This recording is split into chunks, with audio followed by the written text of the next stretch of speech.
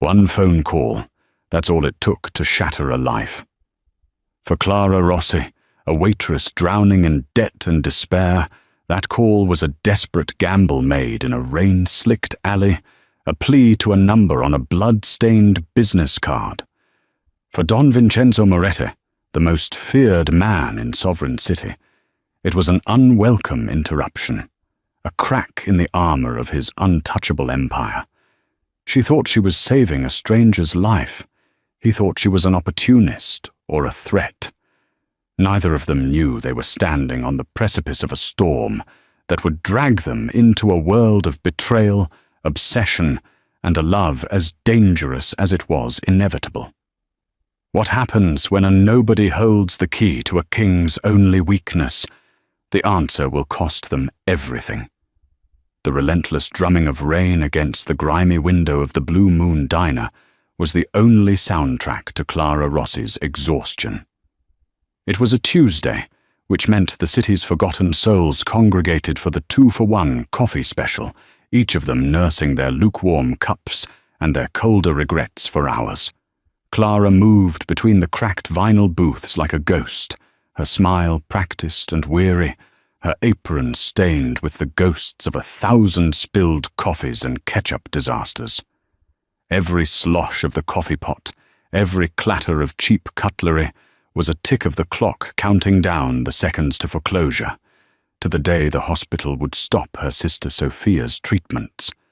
Sovereign City was a place of brutal contrasts. From the diner's window, Clara could see the glittering spires of the financial district, piercing the storm clouds, monuments of glass and steel where men traded fortunes without ever touching a dollar. Down here, in the city's gut, people traded what was left of their dignity for another day's survival. Clara existed in that gut, her dreams long since digested by reality. At 11:30, the last of the stragglers had been shooed out into the wet, unforgiving night. Wiping down the sticky counter, her reflection in the streaked chrome of the napkin dispenser looked back at her, a stranger with dark circles under her eyes. She was 24, but tonight she felt 100. The day's meager tips, a crumpled collection of 1s and 5s, wouldn't even cover the overdue electric bill. A familiar knot of panic tightened in her chest. "All right, Sal, I'm heading out," she called to the cook, a mountain of a man who communicated primarily through grunts and the sizzle of his grill. He grunted in reply, not looking up from his newspaper. Stepping outside, Clara pulled her thin coat tighter. The alley behind the diner was a shortcut to the bus stop, a dark chasm between brick walls that always smelled of stale grease and damp concrete. Tonight, the rain had washed the air clean, but the shadows seemed deeper, more menacing. Halfway down the alley, her foot hit something soft. Not a discarded trash bag, but something that yielded with a low groan. Her heart leapt into her throat. She fumbled for her phone, the cracked screen casting a weak, flickering light. On the wet pavement lay a man. He was young, probably her age, dressed in clothes that screamed money even when soaked and stained. A tailored wool coat, designer jeans, and a watch on his wrist that probably cost more than her sister's life-saving medicine. A dark, ugly gash ran across his temple, and a crimson stain was spreading slowly from his side, mingling with the rainwater. He was unconscious, his breathing shallow and ragged. Panic seized her. "Call 911. That was the first rule. But in this part of town, an ambulance often brought the police, and the police asked questions. Questions about a body in the alley behind your work. Questions that could get you fired, or worse, noticed. And for people like Clara, being noticed was always dangerous. Her trembling light fell on his face. He was handsome in a reckless, arrogant way, with sharp cheekbones and dark hair plastered to his forehead. He looked like one of the men from the glass towers, fallen from his throne. As she knelt, her hand brushed against his coat pocket. a hard rectangle, a wallet. Her hands shook, but a desperate, reckless impulse took over. She needed to know who he was. Inside the fine leather wallet, there was no cash, just a series of platinum credit cards and a driver's license. Lorenzo Moretti. The name meant nothing to her, but behind the license was a single, stark, white business card, thick as cardboard. The engraving was simple, severe, and utterly terrifying. Vincenzo Moretti. There was no title, no company name, just the name and a phone number. Clara's blood ran cold. She didn't read the society pages or watch the news, but there were names in Sovereign City that you just knew. Names that were whispered in fear and reverence. Moretti was one of them. Vincenzo Moretti, the Lion of Sovereign City, the man who owned politicians, judges, and half the skyline she could see from the diner. A man whose business was death and power. This unconscious boy on the pavement was his son. Her mind reeled. The police were a bad idea, but calling this number felt like suicide. They would think she did this. They would think she was a witness, a loose end to be tied up. She should run. Walk away, get on the bus, and pretend she never saw a thing. Let the city swallow him up like it swallowed everyone else. But then, she looked at his face, at the pallor beneath his skin, the shallow rise and fall of his chest. He was just a boy, someone's son. And Sophia. If it were Sophia lying here, Clara would pray for a stranger to have the courage she was currently lacking. That thought, the image of her sister's fragile smile, was the only thing that could have made her do it. Her fingers, numb with cold and fear, shakily dialed the number. It rang once, a stark, electronic sound in the oppressive silence of the alley. A voice answered, low and gravelly, like stones grinding together. It was a voice that held no warmth, no welcome, only absolute and unnerving authority. Yes? Clara's own voice was a reedy whisper. Hello? I'm looking for Vincenzo Moretti. There was a pause, a silence so heavy it felt like a physical weight. You found him, the voice rumbled. Who is this? She swallowed, the rain dripping from her hair onto the phone screen. My name is Clara Rossi. You don't know me. But I think I've found your son. He's hurt. He's lying unconscious on the street. Another silence, this one sharper, more dangerous. The lion was listening. Where? The single word was not a question. It was a command. Clara gave him the address, her voice trembling so hard she could barely form the words. The alley behind the Blue Moon Diner. Don't move, the voice ordered. Don't talk to anyone. Don't touch him again. We are 5 minutes away. The line went dead. Clara stared at her phone, the finality of the click echoing in the alley.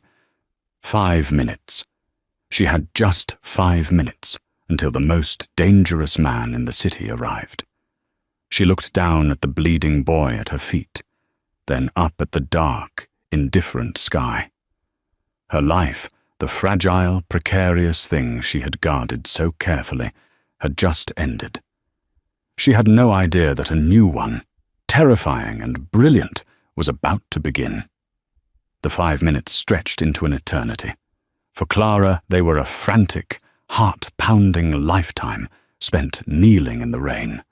The weak light of her phone, her only companion.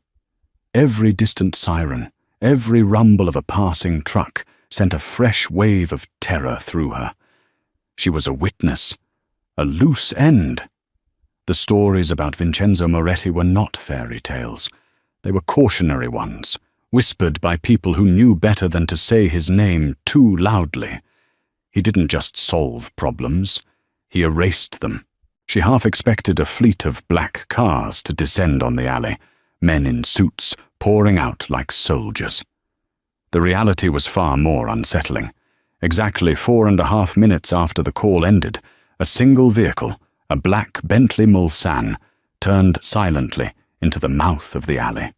Its headlights cut through the gloom, pinning Clara in their brilliant, unforgiving glare. The car was utterly silent, its engine a low purr that was more felt than heard. It moved with the predatory grace of a shark. The Bentley stopped a few feet away. The driver's side door opened and a man emerged. He was enormous, a wall of tailored black wool, his face a mask of grim professionalism. He didn't look at Clara. His eyes scanned the alley, the rooftops, the dark doorways, his hand resting inside his jacket. Then the rear passenger door opened. Vincenzo Moretti stepped out of the car and into the rain. The storm didn't seem to touch him. He wore no coat, just an impeccably tailored Brioni suit the color of midnight, which should have been instantly ruined by the downpour, but somehow wasn't. He was older than Clara had imagined, perhaps in his late 40s, with threads of silver at his temples that only served to accentuate the predatory darkness of his hair. His face was all harsh angles and controlled intensity, a face that belonged on a Roman coin. But it was his eyes that held her captive. They were dark, intelligent, and utterly devoid of emotion. They were the eyes of a man who had seen the worst of the world and had mastered it. He moved with a quiet, deliberate grace that was more intimidating than any overt display of power. He didn't rush to his son. Instead, his gaze fell first on Clara, who was still kneeling on the wet asphalt, frozen in the headlight's beam. He assessed her in a single, sweeping glance. Her cheap, soaked coat, her worn-out sneakers, the fear in her wide eyes. It was a look that stripped her bare, weighed her, and found her wanting. "You're the girl?" he asked. His voice was the same one from the phone, a low rumble that vibrated in the air. Clara could only nod, her throat too tight for words. Another man, younger and leaner than the driver, had emerged from the passenger seat. He carried a black leather bag and immediately knelt beside Lorenzo, his movements quick and practiced. A doctor. Vincenzo finally walked over to his son, his expensive leather shoes stepping through the grime of the alley without a hint of hesitation. He looked down at Lorenzo, and for a fleeting, imperceptible moment, something flickered in his cold eyes. It wasn't just concern, it was a deep, primal anger. The lion, seeing his cub wounded. The mask of control snapped back into place almost instantly. "He's stable," the doctor said quietly. "Blunt force trauma to the head, and what looks like a knife wound to the abdomen. It's not deep, but he's lost a lot of blood. We need to move him now." Vincenzo gave a curt nod. The massive driver, who Clara now understood was a bodyguard, effortlessly lifted Lorenzo and carried him to the car as if he weighed nothing. The doctor followed, shutting the door behind them. And then, Clara was alone in the alley with Vincenzo Moretti. The rain continued to fall, plastering her thin brown hair to her scalp. He stood before her, an imposing silhouette against the blinding headlights. "You found his wallet," he stated. It wasn't a question. "Yes," she managed, her voice a croak. "His ID was inside. And your card. You took nothing." Again a statement. His eyes bored into hers, searching for any flicker of deceit. "No, of course not. I wanted to help him." Vincenzo took a step closer. The air crackled with a dangerous energy. He smelled of rain, expensive cologne, and something else, something metallic and cold like power itself. "Help him," he repeated, the words laced with a deep, chilling cynicism. People in this part of the city don't help a Moretti. They run, or they look for an angle. An opportunity. "So I will ask you again, Miss Rossi. What do you want?" The accusation in his voice was a slap. He saw her not as a good Samaritan, but as a scavenger. The injustice of it, on top of the fear and the cold, sparked a tiny ember of defiance inside her. "I don't want anything," she said, her voice gaining a sliver of strength. "I saw a man bleeding in an alley. I did what any decent person would do." A corner of his mouth twitched, a motion that was not a smile. It was something far more menacing. "Decency," he mused, as if it were a foreign word. "A luxury few can afford. You work in that diner. You live 3 blocks away, in the tenements on Ash Street. Your sister, Sophia, has stage 4 leukemia. The experimental treatment she needs costs $200,000 a year. You, Miss Rossi, cannot afford decency." Clara felt the blood drain from her face. He knew. In the handful of minutes since her call, he had unearthed the entire pathetic story of her life. The knowledge was a violation, a display of power so absolute it left her breathless. He hadn't just learned her name, he had unraveled her soul and found all her desperate, secret pains. "So," he continued, his voice dropping to a conspiratorial whisper that was more terrifying than a shout, "let us dispense with the pretense. You found my son. You made a very intelligent call. You have my attention. Now, tell me what you saw. And then, tell me your price." He looked at her, expecting her to crumble, to name a figure, to finally reveal the greed he was so certain was lurking behind her frightened eyes. He saw her as a piece on a chessboard, a pawn to be moved or sacrificed. He had no idea that this pawn had a will of her own, and she was about to make a move he could never have anticipated. Clara stared at Vincenzo Moretti, the facts of her life laid bare between them like an autopsy report. He expected her to beg, to barter, to sell her story for a chance at her sister's life. The part of her that was drowning in medical debt screamed to do just that. Name a price. $200,000, a number that was both a fortune and a pittance to the man standing before her. It was the smart play, the one anyone in her position would make. But as she looked into his cold, calculating eyes, the defiance she'd felt earlier hardened into resolve. He had stripped her of her privacy, her dignity. He had assumed the worst of her. If she took his money, she would be confirming his cynical view of the world and of her. She would be just another transaction in his ledger. And something inside her, something she thought had died long ago, rebelled. "I saw a man who needed help," she said, her voice clear and steady despite the tremor in her hands. "And I have no price." Vincenzo's expression didn't change, but a subtle shift occurred in his posture. He had been leaning forward slightly, the predator about to close a deal. Now he stood straighter, a flicker of genuine surprise in his dark eyes. He was a man who believed everything, and everyone had a price. Her denial was not just a negotiating tactic, it was a disruption of his entire worldview. "No price?" he repeated slowly. "Miss Rossi, do not mistake me for a fool. Your sister is dying. You are one paycheck away from eviction. Do not insult my intelligence with false piety." "I'm not," she insisted, shaking her head. The rain felt cold on her hot cheeks. "Taking money for doing the right thing makes it the wrong thing. I won't sell my conscience, not even for my sister." The words felt hollow as she said them. What was a clear conscience to a dying child? But they were the only weapon she had.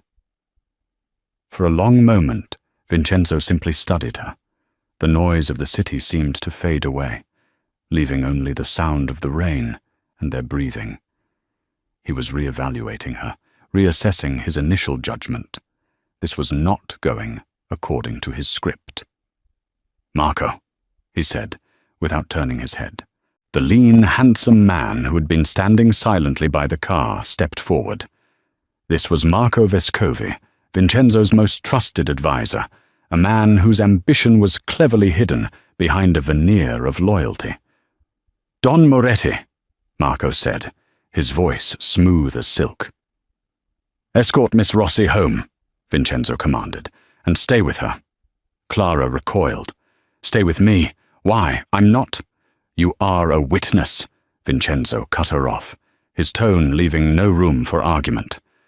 "Until I know who did this to my son, you are the only link I have to them. That makes you a target, or it makes you a suspect. In either case, you will not be left alone. You are now under my protection. It is not a request." He turned and walked back to the Bentley, his movements fluid and final. He didn't look back. The car door closed with a solid, expensive thud, and the vehicle glided out of the alley, disappearing into the night as silently as it had arrived. Clara was left with Marco Vescovi. He had a charming smile that didn't reach his eyes. "Miss Rossi, if you'll follow me. We have another car waiting." She had no choice. She was swept into a world she didn't understand, her protests dying in her throat. 20 minutes later, she wasn't at her shabby apartment on Ash Street. She was standing in the marble-floored lobby of the Sovereign, the most exclusive residential tower in the city, a building owned by Vincenzo Moretti. Marco led her to the penthouse elevator. "A precaution," he explained smoothly. "Your apartment is not secure. Don Moretti has arranged for you to stay here for a few days." The apartment, it was an insult to call it that, was a sprawling palace in the sky. Floor-to-ceiling windows offered a god's-eye view of the entire city, the glittering lights stretching out like a fallen constellation. The furniture was minimalist and brutally expensive. The art on the walls was original, and the silence was absolute. It was a cage made of glass and gold.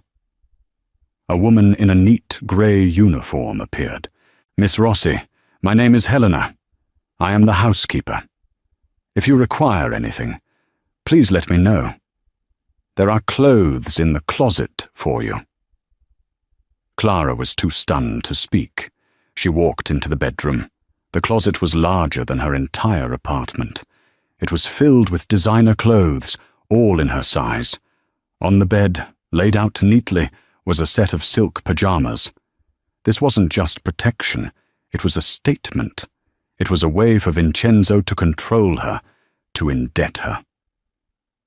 The next morning, Marco appeared at her door. "Don Moretti would like to see you," he said.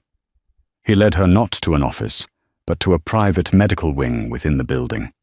In a pristine white room that looked more like a luxury hotel suite than a hospital room, Lorenzo Moretti was awake. He was pale, with a bandage on his head and an IV in his arm, but his dark eyes were alert and sharp. Vincenzo stood by the window, looking out over his city. "Miss Rossi," Vincenzo said, turning to face her. "My son is alive, thanks to you." Clara looked at Lorenzo, who gave her a weak, slightly lopsided grin. "So you're the angel of the alley," he said, his voice hoarse. "My father said you wouldn't take any money. I didn't believe him." "I'm glad you're okay," Clara said, feeling awkward and out of place. Vincenzo stepped forward. He held a sleek, black checkbook. "I do not like being indebted to people, Miss Rossi. You saved the only thing in this world that matters to me. You refused payment, and while I find that unusual, I will respect it. However, you did not refuse help." He wrote something on the check, his movements precise. He tore it from the book and held it out to her. It was not made out to her. It was made out to the Sovereign City Cancer Institute. The amount was $250,000. "This is not a payment," Vincenzo said, his voice low and intense. "This is a donation to the hospital, earmarked for the experimental treatment program. Your sister's place in the trial is secured. It is done. There are no strings attached. You are free to go."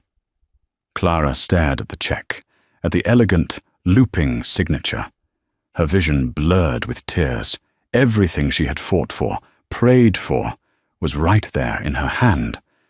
Sophia would live. It was a miracle. "Why?" she whispered, looking up at him. His dark eyes met hers. "Because you did not ask," he said simply, "and because I need to know that I can trust you. The people who attacked my son are still out there. They may know you were a witness. You are still in danger." "So I'm not free to go," she realized. "No," Vincenzo confirmed. "This check buys your sister's life. Your continued cooperation buys yours. You will remain here, in this building, where I can watch you, and you will tell me again every single detail you remember from that alley." The check in her hand felt impossibly heavy. It was a gift, a miracle, a blessing, but it was also a chain. He had found her price after all. It wasn't money, it was her sister's life. And for that, Clara Rossi would do anything. She was no longer just a witness. She was a possession of Don Vincenzo Moretti. The days that followed blurred into a strange, disorienting routine. Clara lived in the penthouse, a prisoner in unimaginable luxury. Helena, the silent housekeeper, attended to her every need, serving gourmet meals Clara couldn't bring herself to eat, and laying out expensive clothes that felt like a costume. She spent hours staring out at the city from behind the bulletproof glass, a sprawling, vibrant world that she was no longer a part of. She was an observer, a ghost haunting a palace. Twice a day, Marco Vescovi would escort her down to the medical wing to see Lorenzo. The younger Moretti was recovering quickly, his youthful constitution warring against his injuries. He was charming and flirtatious, treating his near-death experience as a grand adventure and Clara as its beautiful heroine.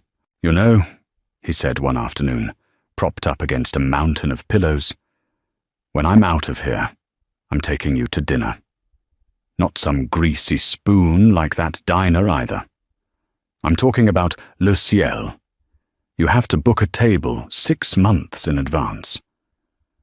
"I'm not really the Le Ciel type," Clara answered quietly, her gaze drifting to the door, always expecting Vincenzo to appear. "We can change that," Lorenzo said with a wink. "A dress from Valentino, some diamonds. My father can afford it." He saw her as a project, a beautiful stray to be cleaned up and paraded. He was kind in his own way, but his worldview was as narrow and privileged as his father's was cynical and dark. He didn't understand that the clothes and the diamonds were not a gift, but the bars of her cage. Vincenzo was a far more sporadic and unsettling presence. He would appear without warning, sometimes in the medical wing, sometimes in her penthouse, always moving with that unnerving silence. He never engaged in small talk. His questions were always about the attack, dissecting her memory of that night in the alley.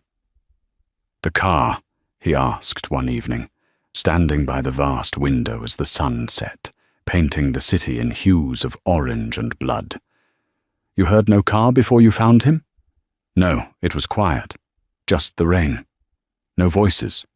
No sounds of a struggle. Nothing." He would stare at her, his dark eyes seeming to search for the lie he was convinced she was telling. He was a master of control, and Clara was a variable he couldn't solve. Her refusal of his money, her quiet defiance, her complete lack of guile.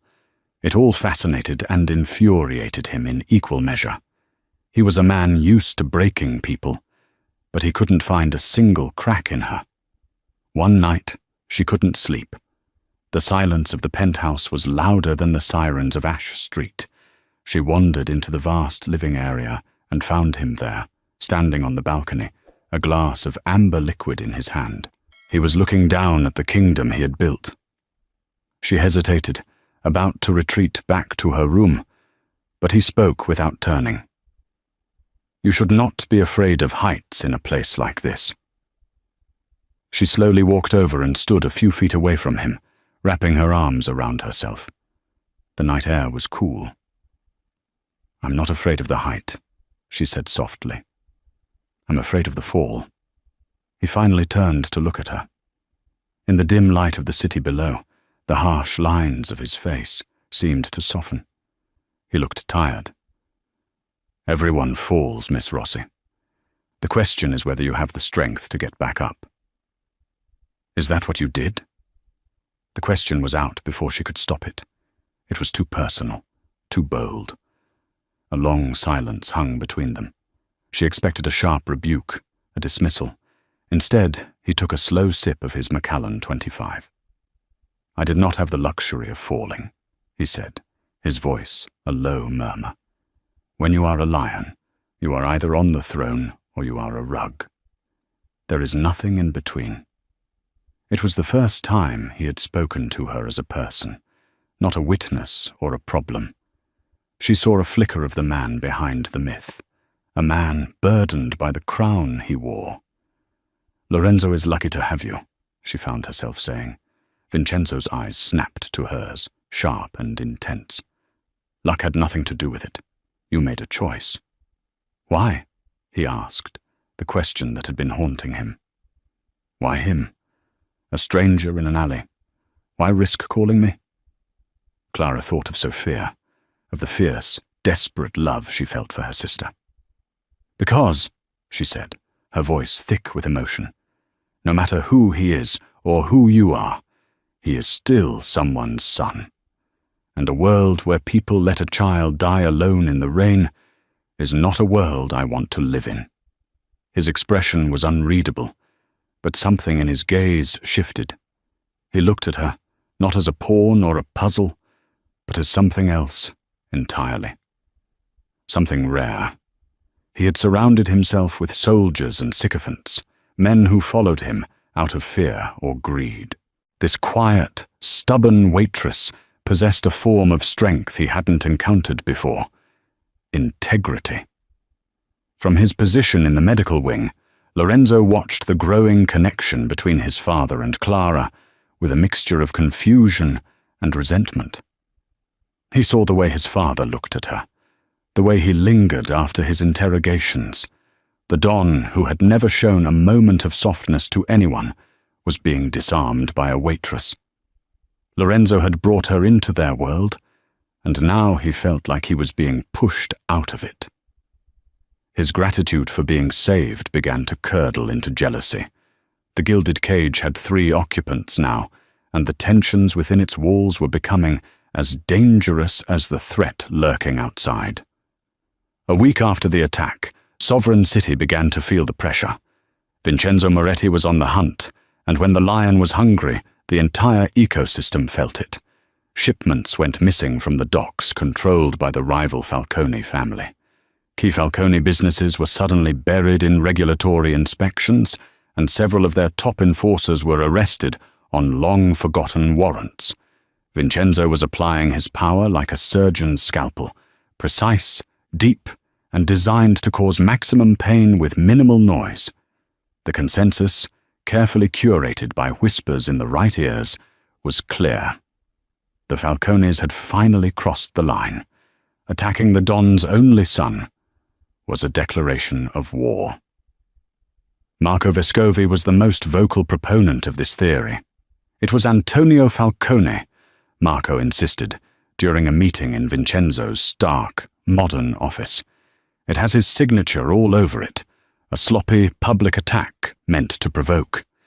He's trying to show us he isn't afraid. We need to retaliate, a show of force.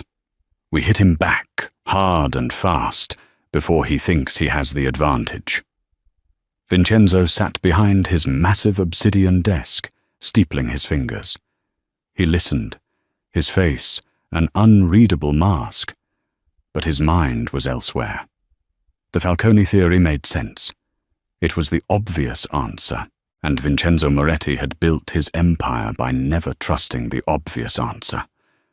Antonio Falcone is a peacock, Vincenzo said, his voice a low growl. He is vain and stupid, but he is not suicidal. He knows what would happen if he touched Lorenzo. This was too reckless for him. It feels personal.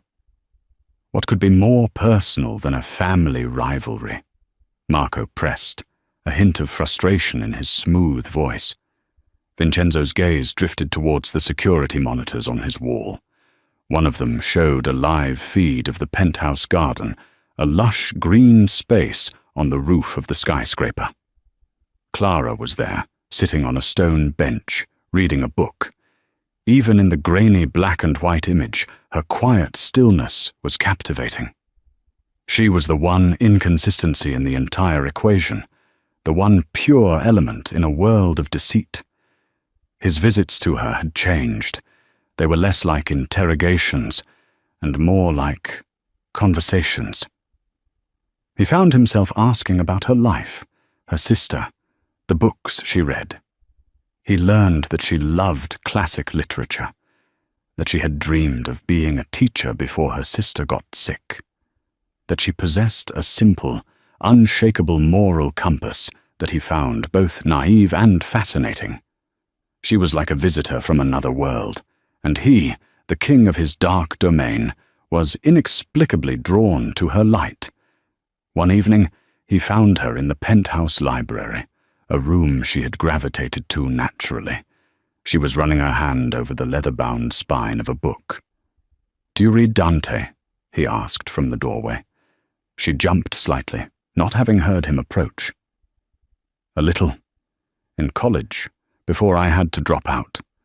I always loved the idea of the journey, of walking through hell to find paradise." "There is no paradise, Miss Rossi," he said, stepping into the room. "There is only one hell, and then another, slightly less painful hell." "I don't believe that," she said softly, turning to face him. "There has to be something good, something worth fighting for."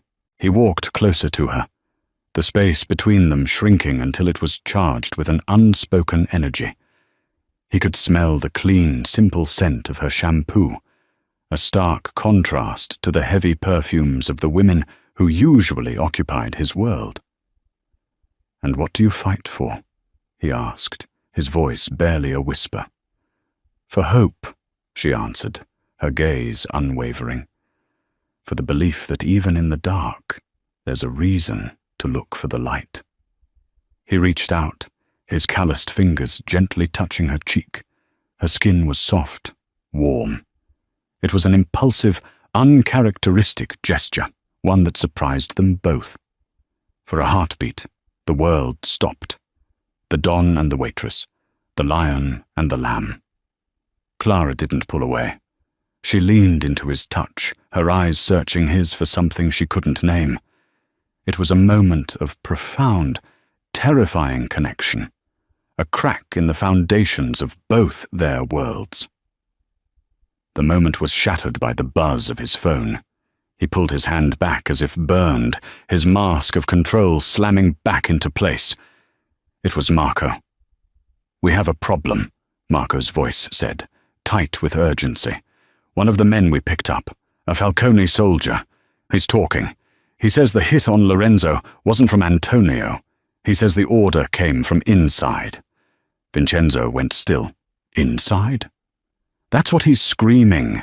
He said the man who paid him wasn't a Falcone. He described him. Tall, lean, always wears a silver ring on his right pinky finger." Vincenzo looked down at his own hand, then his mind flashed to an image of Marco, gesturing emphatically during their meeting that morning. On his right pinky finger, a silver ring, a family heirloom he never took off. The pieces clicked into place with sickening clarity. Marco, fueling the war with the Falcones to create chaos. Marco, using the attack on Lorenzo to position himself. Marco, the man he had trusted like a brother, was the serpent in his garden. And Clara, she wasn't just a witness to the Falcones. She was a witness to Marco's betrayal. Her danger had just increased 100-fold. He had brought her into his world to protect her, but he had only placed her in the very center of the storm. The revelation hit Vincenzo like a physical blow. Marco, his protégé, his right hand, the man he was grooming to one day take his place. The betrayal was so profound, so absolute, it momentarily stole his breath. He had built his world on a foundation of loyalty, enforced by fear. To be undone from within by the one man he thought was unshakable was the ultimate failure. He ended the call, his mind a maelstrom of cold, calculating fury. He needed to be certain. A cornered rat's confession was not enough. He needed irrefutable proof before he moved against a man as entrenched in his organization as Marco. His first instinct was to hide Clara, to send her away where Marco couldn't reach her. But he knew it was too late. Marco was cunning. If he sensed the slightest change in routine, if Clara suddenly vanished, he would know the game was up and accelerate his plans. No, Vincenzo had to play this hand with surgical precision. He had to keep everything exactly as it was. Clara, however, was becoming a complication he couldn't control. Her own intuition, honed by a life of watching people's subtle cues for survival, was telling her something was wrong. She saw the new tension in Vincenzo, the way he watched Marco with a chilling stillness. She also noticed things on her own. During one of her escorted walks in the rooftop garden, Marco's phone rang. He stepped away to take the call, but his voice carried on the wind. She heard only snippets. The girl is a problem. Getting too close. Needs to be handled soon. He thought she was a problem for Vincenzo, a distraction. But Clara's blood ran cold. He hadn't said the Don. He'd said getting too close. Close to what? She tried to rationalize it, to tell herself she was being paranoid, but the feeling of being watched, of a specific and personal threat, intensified. Meanwhile, Lorenzo was growing more suspicious by the day. Confined to his bed, he had nothing to do but observe. He noticed the way Marco's reports about the Falcones never quite added up, the way he would steer conversations away from certain topics. Lorenzo had grown up in a world of lies. He had a finely tuned ear for them. He and Marco had never been close. Lorenzo's recklessness had always been an irritant to Marco's meticulous ambition. One afternoon, Lorenzo called Clara to his room. "My father trusts you," he said, getting straight to the point. "I don't know why, but he does. He listens to you." "I don't think he listens to anyone," Clara replied honestly. "He watches you," Lorenzo corrected. "It's the same thing. I need you to do something for me. Marco keeps his personal laptop in his study down the hall. My father gave him a suite here in the building.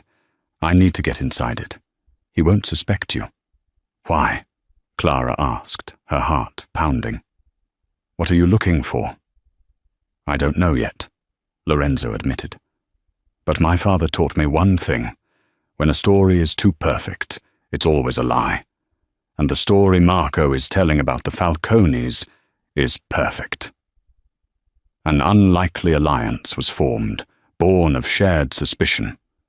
Clara, terrified but resolute, agreed. That evening, feigning a headache, she asked Helena for a specific herbal tea she knew was kept in the main kitchen, which was located on the same floor as Marco's study. While Helena was gone, Clara slipped away.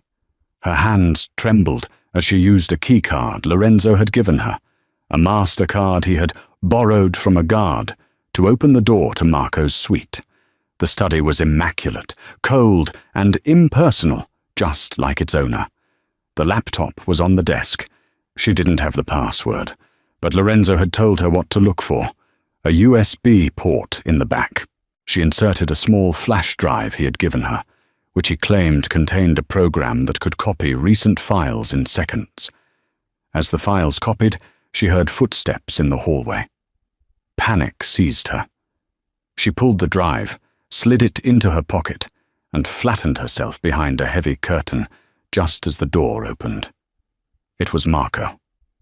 He walked in, but he wasn't alone. With him was a man Clara recognized with a jolt of pure terror. He was one of the men from the diner on the night of the attack, a customer who had been staring at her just before she'd gone out to the alley.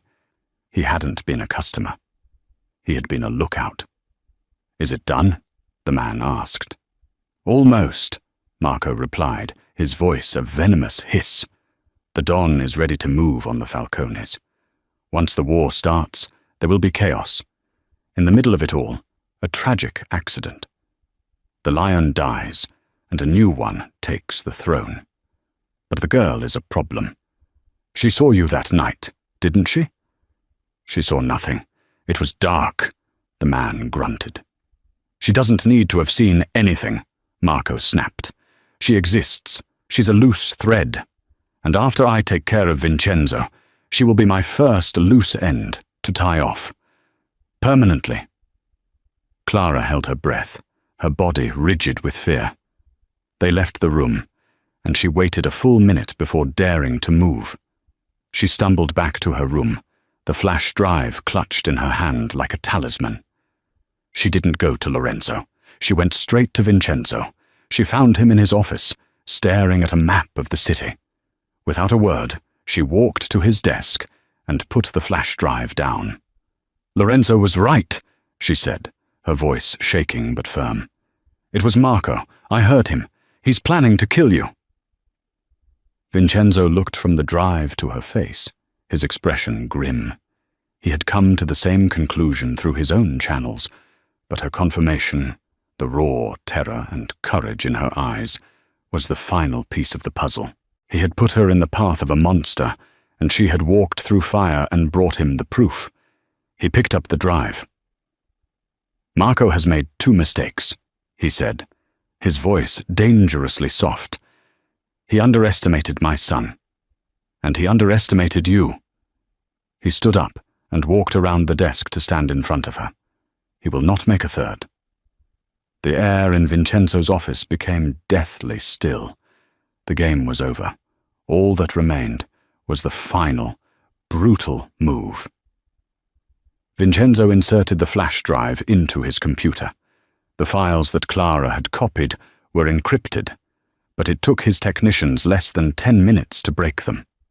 On the screen were bank records, offshore accounts, a series of multi-million-dollar transfers from an unknown source, with the final, largest payment scheduled for the day after the planned hit on the Falcones. There were also encrypted emails, communications not with the Falcones, but with a Russian syndicate looking to gain a foothold in Sovereign City. Marco wasn't just staging a coup, he was selling the entire Moretti Empire to the highest bidder. Lorenzo, the heir, was meant to be the first casualty. Vincenzo, the king, was to be the last. Vincenzo's face was carved from granite. The betrayal was deeper and more absolute than he could have ever imagined. He looked at Clara, who stood pale and trembling but refused to look away. She had not only saved his son, she had now saved his kingdom. "He will know I was in his room," she whispered. "He'll come for me." "Yes," Vincenzo said, his voice a low, chilling promise. "He will. And we will be ready for him." His plan was simple, elegant, and deadly. He would let Marco think his scheme was proceeding perfectly. He publicly announced a full-scale war council for the next evening, a meeting of all his capos to plan the strike against the Falcones. It was the event Marco was waiting for. The moment Vincenzo and all his loyal men would be gathered in one place, a perfect target. Marco would use the chaos of the meeting to eliminate Vincenzo. But Marco's primary leverage, the one thing he believed he could use if things went wrong, was Clara. Vincenzo met with Lorenzo, explaining the final moves of the game. "He will take the girl," Vincenzo stated. "He believes she is my weakness. He will use her as a shield." "You can't let him get to her," Lorenzo insisted, his face tight with anger. "I am not letting him," Vincenzo corrected. "I am counting on it." The next evening, the trap was set. Vincenzo left for the War Council, a staged meeting at a secure warehouse across town. He left Clara in the penthouse, seemingly with a reduced security detail, a deliberate vulnerability. As Vincenzo's car pulled away from the building, Marco made his move. He used his override codes to disable the cameras on the penthouse floor and dismissed the guards with a story about a new protocol from the Don. Clara was waiting in the living room, her heart hammering against her ribs. She was the bait. The door slid open, and Marco stepped inside, a silenced pistol in his hand. His charming smile was gone, replaced by a look of cold, predatory triumph. "What a shame," he said, his eyes roaming the room. "All this luxury, and you won't get to enjoy it for much longer." "Where is he?" "He's gone," Clara said, her voice surprisingly steady. "To the War Council. He's going to destroy the Falcones." "Oh, I doubt that," Marco sneered. "There are other plans for tonight. You and I are going to take a little trip. Insurance." He grabbed her arm, his fingers digging into her skin like claws. He dragged her towards a private service elevator, the one he planned to use to exit the building unseen. But as the elevator doors opened, he stopped. It was not empty. Vincenzo Moretti stood inside, flanked by two of his most loyal and most lethal enforcers. He was not at the warehouse. He had never left the building. Marco's face went white with shock. In a split second, he reacted, yanking Clara in front of him, pressing the cold muzzle of the pistol to her temple. "Don Moretti," he hissed. "An unexpected pleasure. Stand down, or the girl dies." Vincenzo's face was utterly devoid of emotion. He took a slow, deliberate step out of the elevator. "You are mistaken, Marco," he said, his voice dangerously calm. "You think she is my weakness, my shield. You are wrong." He kept walking forward. One step, two. "I mean it, Vincenzo," Marco screamed, his composure cracking. "I'll kill her." "She is not the shield," Vincenzo continued, his dark eyes locked on Marco's, ignoring the gun, ignoring Clara completely. "She is the bait, and you are the rat who walked right into the trap." In that instant, Marco understood. He had been played from the very beginning. Clara was not a shield. She was a tool, a means to an end. In his rage and panic, his grip on Clara loosened for a fraction of a second. It was all the opening Clara needed. Acting on pure instinct and the adrenaline of terror, she stomped her heel down hard on his instep and drove her elbow back into his ribs. Marco grunted in pain, his hold faltering. She threw herself to the side, scrambling away on the marble floor. The sound that followed was not a loud bang, but a soft, wet thump, and then another. Marco's eyes went wide, a look of shocked disbelief on his face. Two small, dark red circles appeared on the front of his pristine white shirt. He looked down at his chest, then back up at Vincenzo. He opened his mouth to speak, but only a gurgle of blood came out. He crumpled to the floor. Silence descended on the penthouse. Clara was on the floor, breathing in ragged gasps, staring at Marco's body. Vincenzo walked over, his own pistol, fitted with a suppressor, still in his hand. He looked down at his former protégé for a long, cold moment. Then his gaze moved to Clara. He knelt down in front of her, his movements surprisingly gentle. He reached out and tucked a stray strand of hair behind her ear. His eyes, for the first time, were not cold or calculating. They were filled with a raw, complex emotion she couldn't decipher. "It is over," he said softly. She looked from Marco's lifeless form to the powerful, dangerous man kneeling before her. The man who had used her, protected her, and ultimately saved her. She was alive. She was safe. But her old life was gone forever. She was now part of his world, a world of violence and shadows, bound to him by secrets and blood. She had walked through hell, just as she'd read in her books. She looked into Vincenzo Moretti's eyes and wondered, with a terrifying thrill, if this was what it felt like to find paradise. And so, the waitress who made a single phone call found herself standing at a crossroads. Behind her lay the simple, difficult life she had always known. Before her stood a man who was both her protector and her captor, offering her a world of immense power and terrible danger. Clara Rossi survived the fall, but now she must choose her future. Can she truly live in the lion's den, forever bound to the darkness that saved her sister's life? Can a love born from violence ever find peace? The story of the Don and the waitress is far from over. Their most dangerous battle, the one for their own hearts, has just begun. Thank you so much for listening. If you were captivated by Clara and Vincenzo's story, please show your support by hitting that like button, sharing this video with a friend who loves drama, and subscribing to the channel for the next chapter in their thrilling saga. Don't forget to ring the notification bell so you don't miss a single twist.